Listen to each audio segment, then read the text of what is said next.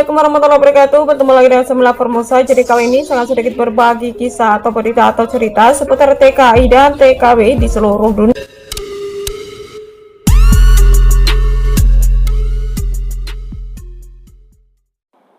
TKW ini kaget saat tiba-tiba didatangi petugas. Ternyata tanpa ia sadari kesalahannya adalah karena dia meminum air di dalam J-In. Dia pun harus rela didenda sekitar 1.500 CNT. Jadi sekedar mengingatkan ya guys, bagi teman-teman yang ingin menggunakan transportasi J-In atau kereta bawah tanah, itu di situ ada tulisan no eating dan drinking guys, dimana tidak diperbolehkan untuk makan dan minum di dalam J-In.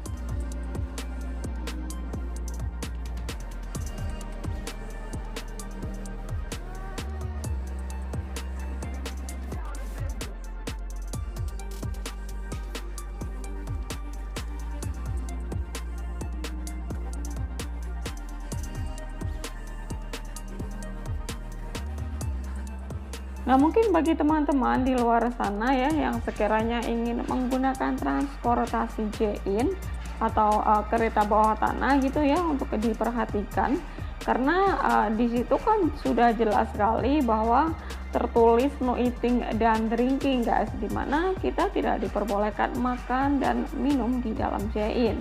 Tapi mungkin masih banyak teman-teman di luar sana tidak mengetahui tentang peraturan ini. Karena kan setiap tempat yang namanya di area J-In atau di dalam J-In itu kan di situ ada CCTV guys.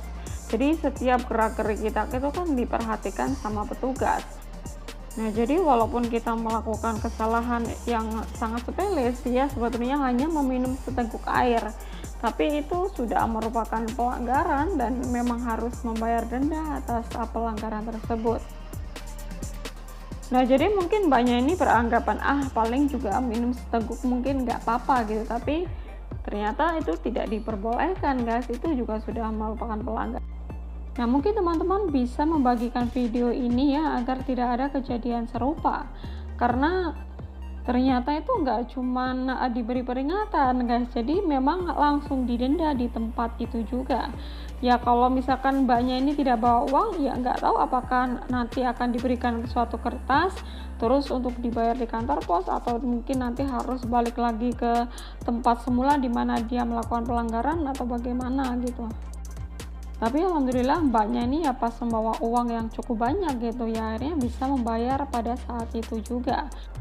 Nah, sebetulnya hal ini tuh nggak cuma sekali terjadi guys, bahkan kemarin ini juga baru ada kejadian serupa dan ini dendanya luar biasa besar guys.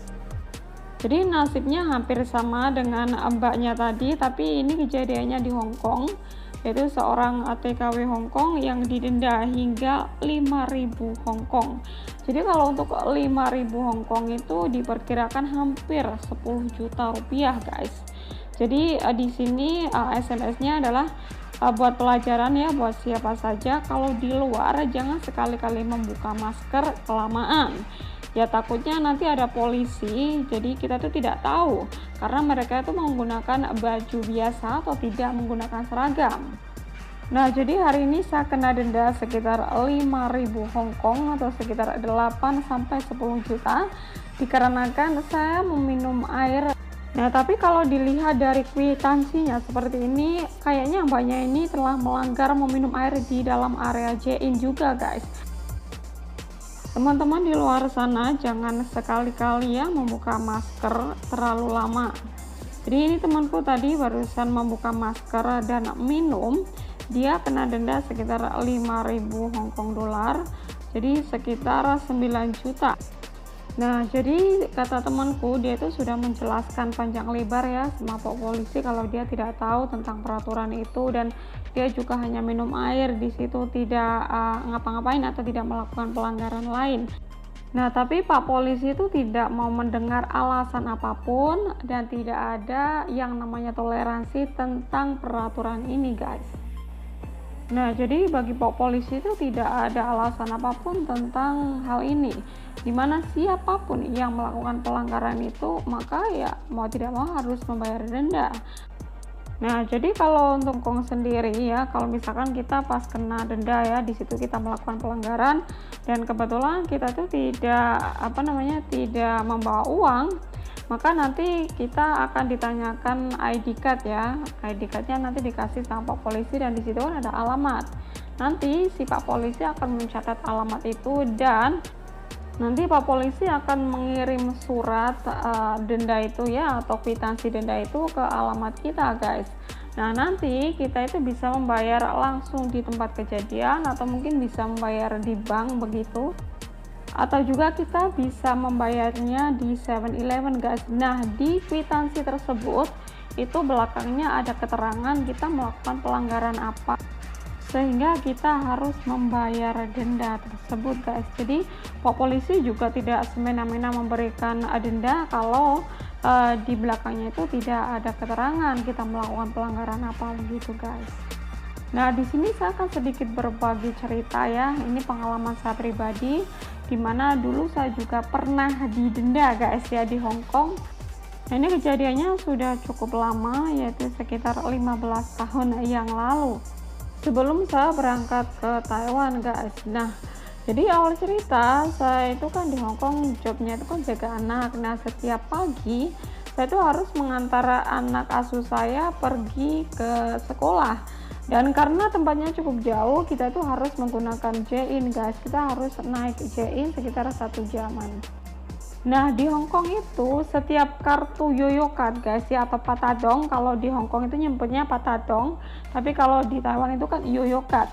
Nah, di sana itu ya Yoyo Card-nya itu kalau untuk anak-anak, terus untuk orang dewasa dan orang tua itu berbeda. Dimana Yoyo Card saya dan Yoyo Card anak asuh saya itu beda guys. Jadi untuk warnanya pun nggak sama begitu. Nah, saat kita berangkat, kita itu menggunakan Yoyo Card masing-masing. Jadi anak asuh saya dia menggunakan children card, kalau aku kan punya adult ya, atau orang dewasa begitu. Nah, sesampainya di sekolah itu kan Patadong saya yang bawa pulang ya, atau Yoyo Cardnya itu saya yang bawa pulang. Nah, saya itu mengantongi 2 Yoyo Card guys. Nah, tanpa sengaja saat saya mau naik J-in, ternyata yang saya ambil itu Yoyo Card anak asuh saya. Saya tidak menyadari karena saya buru-buru gitu kan, tinggal tip gitu aja, dan ternyata itu bunyinya beda guys. Jadi bunyinya pas kita ngetit itu kartu itu beda antara bunyi Yoyo Card punya orang tua dan untuk anak-anak dan orang dewasa itu beda gitu. Nah, tidak menunggu lama saya tuh langsung dipanggil guys sama petugas. Saya kaget gitu karena kan saya tidak menyadari ternyata kesalahannya ada di situ. Nah, setelah itu saya langsung dibawa ke office dan di situ saya diberikan penjelasan sama petugasnya bahwa saya itu telah melakukan pelanggaran guys karena menggunakan Yoyo Card punya anak kecil, sedangkan itu memang tidak diperbolehkan.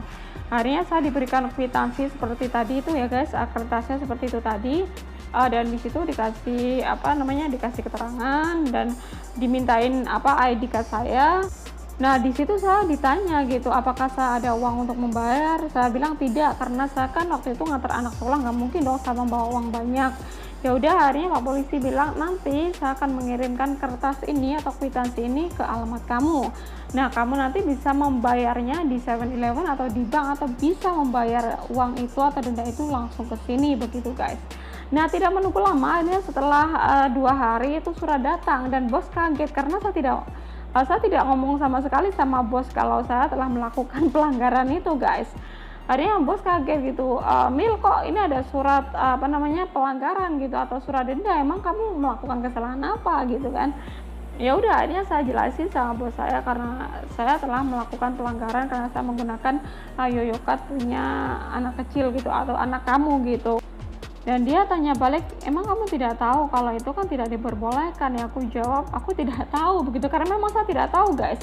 Nah, akhirnya bos saya bilang, ya lain kali hati-hati gitu, jangan sampai terulang lagi karena dendanya lumayan banyak. Dan alhamdulillah justru malah bos saya yang bayar guys, jadi saya tidak keluar uang.